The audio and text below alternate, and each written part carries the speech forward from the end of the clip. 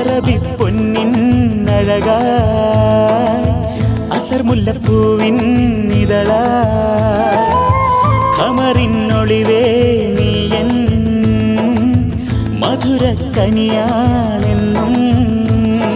കരളിന്റെ പുന്നാരമേ കഥനങ്ങളറിയുന്നു